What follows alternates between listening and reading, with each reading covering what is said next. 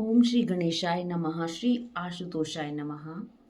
पुरुषोत्तम मास महात्म में अध्याय 13। ऋषि कहने लगे कि हे सूत जी, राजा दृढ़धनवा को पुरुषोत्तम के सेवन से राज्य, पुत्र, पौत्र और पतिव्रता स्त्री कैसे मिली और योगियों को भी अति दुर्लभ विष्णु लोक कैसे प्राप्त हुआ, इसलिए आप विस्तार से इस इतिहास को कहिए।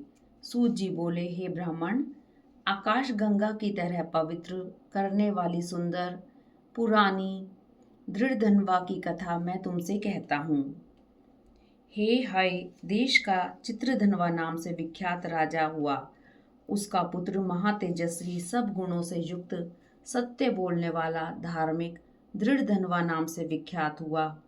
वह दृढ़धनवा अंगों सहित चारों वेदों को पढ़कर विधि पूर्वक गुरु की पूजा कर दक्षिणा देकर पिता के नगर को गया।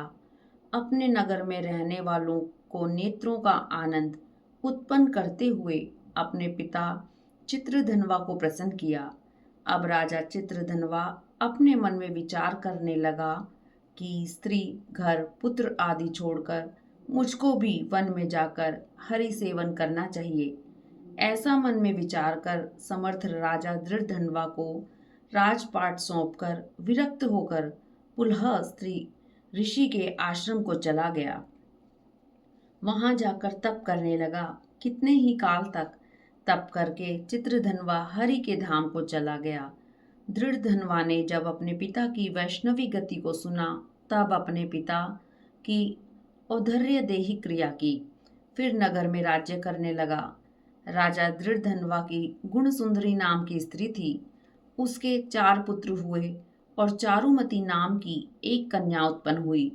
उसके पुत्र चित्रवाक, चित्रवाहा, मणिमान और चित्रकुंडल नामों से विख्यात हुए। श्री नारायण कहने लगे कि एक समय सोते हुए उस राजा के मन में यह विचार उत्पन्न हुआ कि मेरा यह सब वैभव किस पुण्य के प्रभाव से हुआ। न मैंने कोई तप किया, न दान दिया, न ही कुछ हवन किया। अपने इस भाग्य का कारण किससे पूछूं? राजा के इसी विचार में सारी रात्रि व्यतीत हो गई। प्रातः ब्रह्म मुहूर्त में उठकर यथाविधि स्नान करके खड़ा होकर उदय होते सूर्य को अर्घ्य देकर, ब्राह्मणों को दान आदि देकर और प्रणाम कर वह राजा घोड़े पर चढ़कर तत्काल शिकार के लिए वन में गया। वहां उसने शिकार किया। उसी वन में राजा दृढ़धनवा के बाण से घायल होकर एक मृग दूसरे वन में भाग गया। घायल मृग के शरीर से गिरते हुए रुधिर के निशानों से राजा दृढ़धनवा भी उसके पीछे पीछे गया। थोड़ी देर में मृग राजा को निगाह से ओझल होकर कहीं छिप गया।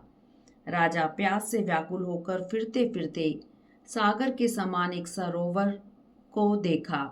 वहां पर तत्काल जाकर उसने पानी पिया। वहीं उसने अत्यंत घनी छाया वाला वट वृक्ष देखा।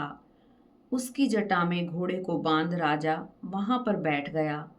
वहां पर वाणी बोलता हुआ एक शुक्ल पक्षी तोता आया। राजा को बैठा देखकर वह शुक बार बार एक ही श्लोक बोलता रहा, तू पृथ्वी में अत्यंत सुख सार वस्तु को नहीं विचारता तो कैसे पार पहुंचेगा। ऐसे उसके इस रहस्यपूर्ण वचन को सुनकर राजा को यही सोच हुआ कि बारंबार यह शुक ऐसे वचन क्यों कहता है। क्या यह शुकदेव जी हैं? मुझ मूढ़ को संसार सागर में डूबे हुए देख हमें श्री कृष्ण का भक्त समझ हम पर कृपा कर उद्धार करने आए हैं। वह इसी विचार में था कि तब पीछे से उसकी सेना आ गई और वह तोता तो राजा को उपदेश दे अंतर्ध्यान हो गया और राजा अपने नगर में शुक के वाक्य स्मरण करता रहा। इस तरह पुरुषोत्तम मास महात्म्य का 13वां अध्याय समाप्त हुआ। ओम नमो भगवते वासुदेवाय नमः।